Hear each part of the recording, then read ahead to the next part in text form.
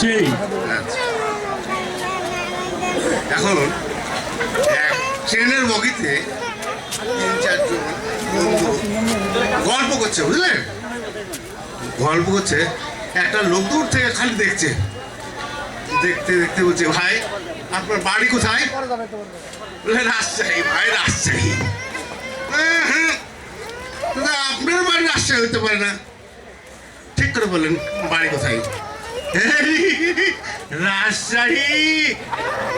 হ্যাঁ না, আপনার বাড়ি রাজশাহী না। আর ঠিক করে বলেন, এই শালার শালা আমার বাড়ি রাজশাহী না তো কোথায় রে? হ্যাঁ ঠিক, আপনার বাড়ি রাজশাহী।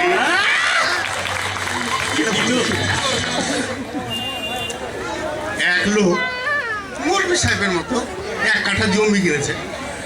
জমি কিনে কলার গাছ লাগিয়ে দিয়েছে, রোজা আসলে কলা খায় আর পাড়ার লোককে দেয় না। এখন পাড়ার লোক রাগের চোটে কলাগুলো সব চুরি করে নিয়েছে। এখন মৌলভী বলছে, আমি রোজা আসলে কি খাবো রে বাবা? একটা লোক যাচ্ছে, বদমাশ লোক, যে বেটা শুন, বলে কি?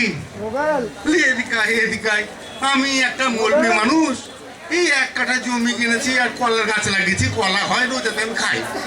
আর দেখ না পাড়ার লোক সব চুরি করে নিয়েছে, আমি তো কাউকে কিছু বলতে পারি না, তো একটু তুই এই পয়সাটা ধর, একটু গালাগালি করে দে। দিয়ে বলছে, ওই তোরা এই মৌলভী সাহেবের কলা চুরি করেছি, এই রোজ আসলে কি খাবে রে? এই শালার বেলা কি খাবে বল?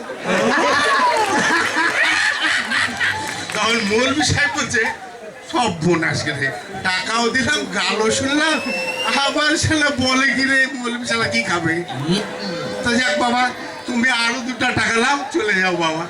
এই তো মৌলভী কীর্তি।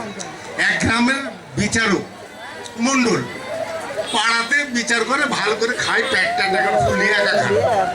এখন সকাল সকাল ঝাড়া ফিরতে, ঝাড়া মানে পায়খানা ফিরতে জঙ্গলে যাচ্ছে বদনা নিয়ে।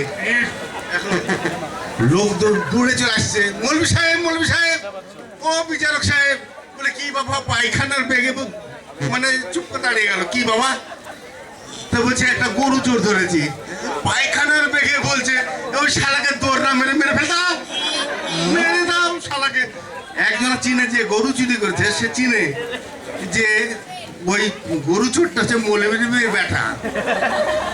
তো বলছে, মৌলভী সাহেব এ কি অর্ডার দিলেন আপনি? বলে কেন বাবা?